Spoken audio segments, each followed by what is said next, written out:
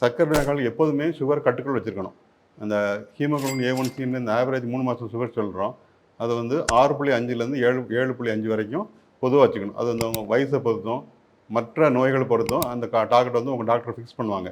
அந்த டார்கெட்டில் வச்சுட்டு இருந்தாங்கன்னா நமக்கு காம்ப்ளிகேஷன் வராமல் இருக்கும். சுகர் கண்ட்ரோல் வரலைன்னா என்ன பிரச்சனை ஆகுதுன்னு பார்ப்போம். பொதுவாக வந்து ரொம்ப நாளாக சுகர் கண்ட்ரோல் இல்லாதவங்களுக்கு கண் பிரச்சனை வரும். ரெட்டினோபதின்னு சொல்லுவோம். அது கண் வந்து கண்ணுக்குள்ளே தெரியாமல் போயிடும். கண் தெரியாமல் போகிறதுக்கு வாய்ப்பு நிறையா இருக்குது.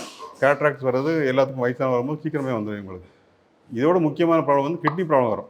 சுகர் வந்து எவ்வளோ தூரம் கண்ட்ரோல் இல்லாமல் இருக்காங்களோ அந்த அளவுக்கு கிட்னி ப்ராப்ளம் வர்றதுக்கு வாய்ப்பு கூட. இன்ஃபேக்ட் வந்து இந்த சிகேடின்னு சொல்கிற கிட்னி ப்ராப்ளம் வந்து நம்பர் 1 காஸ் வந்து டயபிட்டிஸ்னால தான் கிட்னியில் போய் கிட்னி ஃபெயிலியர்னு சொல்கிறோம்ல சிகேடி.